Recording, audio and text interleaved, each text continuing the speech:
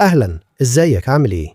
في فيديو النهاردة هوريك إزاي تخفف الألم ده في دراعك في جنب الدراع. الألم اللي غالباً بيكون ليه علاقة بمشاكل في الكتف زي التهاب الأوتار أو التهاب الكيس الزلالي، أو حتى لو كنت عملت تمرين كتير أو لسه بتبدأ تتمرن أو بتتمرن تمرين تقيل شوية.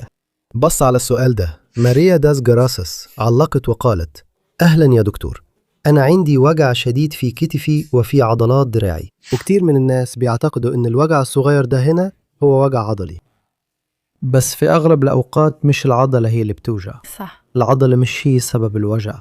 سبب الوجع هو نسيج اسمه اللفافة، ايه. ويمكن عمرك ما سمعت عنه قبل كده، أو سمعت عنه ما فهمتش كويس ومش عارف بالظبط يعني إيه اللفافة. النهاردة هوريك تمرينين علشان تحسن الوجع ده عن طريق تحسين اللفافة. فبل التمرين خليني أشرح لك بسرعة يعني إيه اللفافة وبتعمل إيه علشان تفهم إحنا هنعمل إيه. متفقين؟ تعال معي. ببساطة اللفافة زي كأنها كيس بيغلف كل جزء صغير في جسمنا. اللي بيدرس التشريح بيشوف إن العضلة ليها طبقة بتغلفها صح. في الإبيميسيو، وحتى ألياف العضلات نفسها ليها الإندوميسيو، البيريميسيو.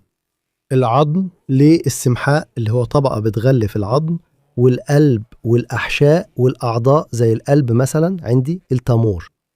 يعني كل جزء في جسمنا ليه الطبقة دي اللي بتغلفه. وسم الطبقة دي اللي هي نسيج ضام، هي حاجة زي كيس واحد بيغلف كل جزء صغير في جسمنا، ودي اسمها الفاشيا. دلوقتي فهمت. الفاشيا بتغلف وبتغطي كل جزء في جسمنا. هي بتفصل جزء عن التاني بحيث ان كل جزء بينزلق فوق التاني. عشان كده وبفضل الفاشيا جلدنا بينزلق فوق العضلات، وعشان كده لما بنعمل مساج مثلا العضلات بتقدر تنزلق يمين وشمال وبتقدر تحركها، كأنه العضلات بتنزلق فوق بعضها وكمان بتنزلق فوق العظم.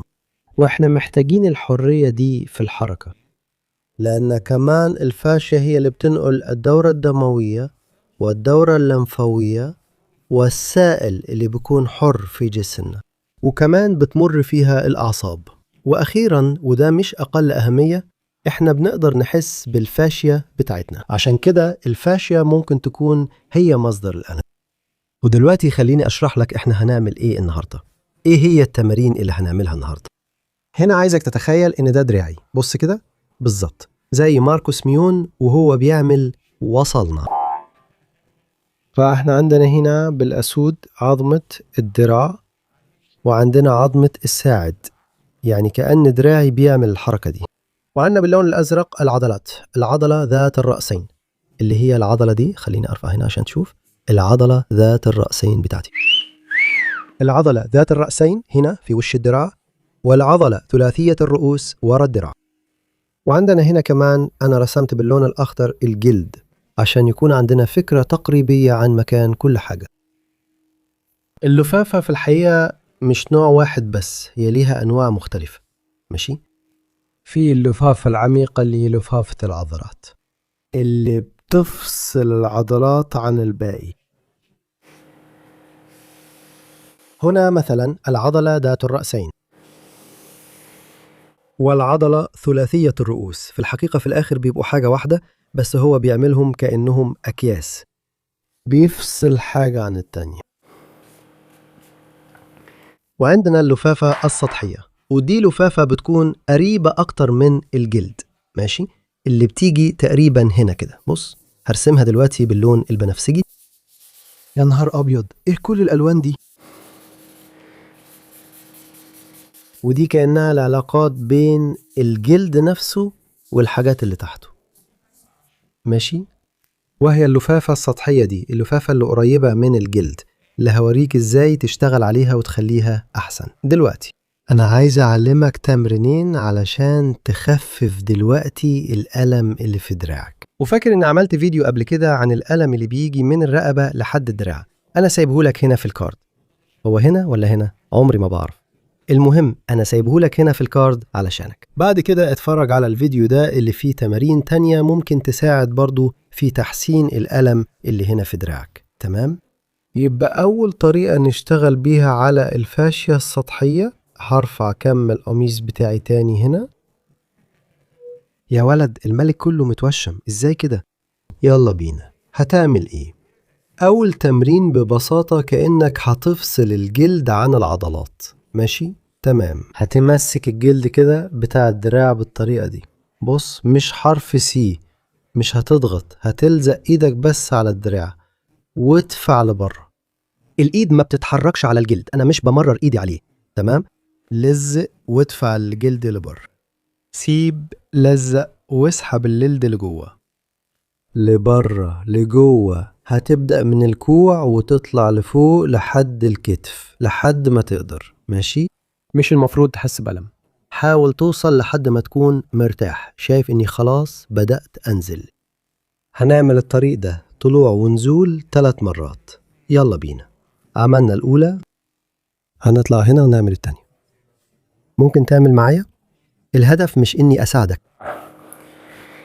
وافتكر كمان لو عندك أي سؤال عن الدراع أو عن أي جزء تاني من الجسم سيبه هنا في التعليقات. في الآخر هي الأسئلة دي اللي أنا بجاوب عليها هنا في الفيديوهات، فلو عايزني أجاوب على سؤالك من فضلك سيبه في التعليقات وما تضيعش الفرصة. في ناس كتير بتسأل أسئلة وأنا بسجل فيديو وبجاوب على السؤال وبساعد الشخص، والشخص ما بيتفرجش عشان مش مشترك في القناة.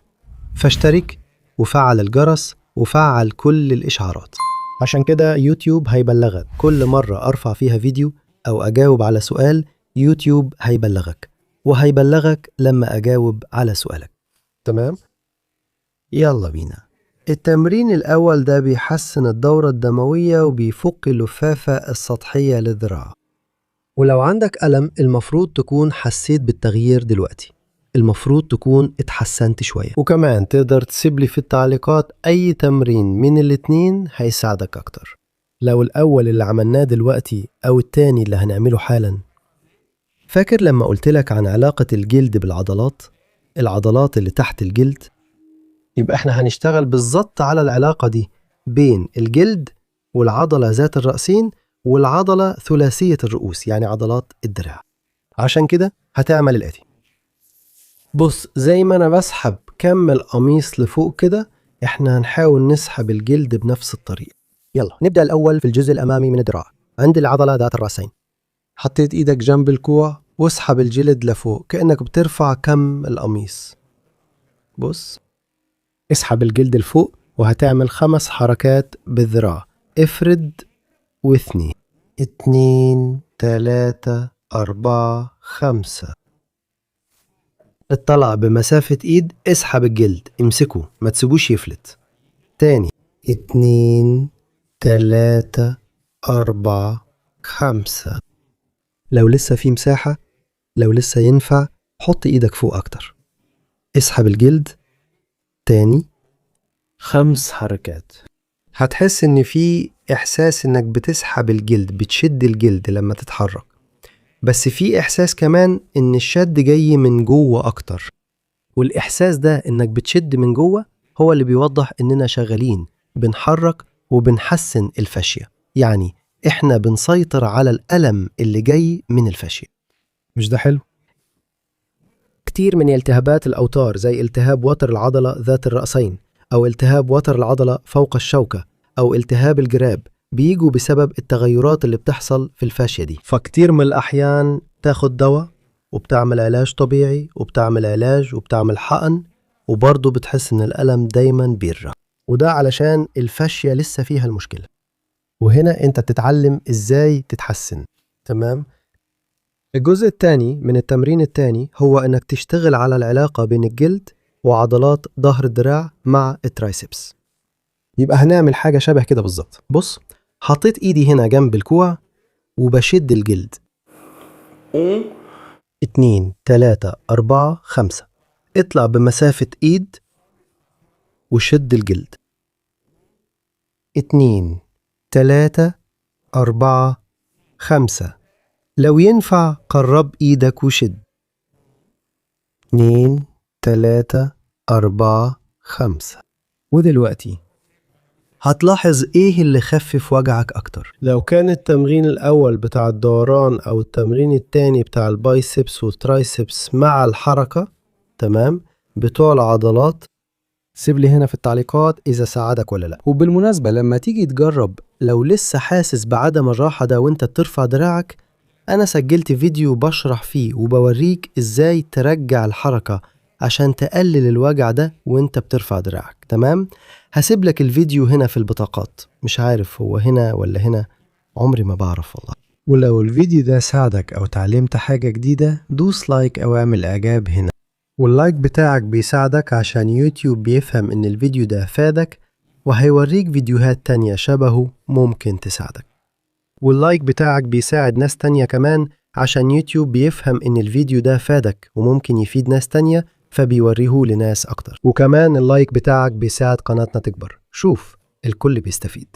وانا عايزك تفهم ان القناة دي بتاعتنا كلنا، فاستفيد من النصايح دي والتمارين دي والفيديو ده وكل الفيديوهات التانية على القناة عشان تساعد الناس اللي بتحبهم، عيلتك، والدك، والدك، اخوك اللي ساكن بعيد. فاستغل النصايح اللي بنقدمها هنا في القناة على الآخر عشان تساعد الناس دي. والفيديو اللي انت شايفه فوق ده أنا سبت اليوتيوب يختار لك أكتر فيديو ممكن يفيدك. طب ليه ما تكتشفش؟ هنا تحت في قائمة تشغيل عن ألم الدراعين، في فيديوهات كتير ممكن تساعدك وتساعد كل اللي حواليك. هكتفي بكده دلوقتي، حضن كبير وأشوفكم في المرة الجاية.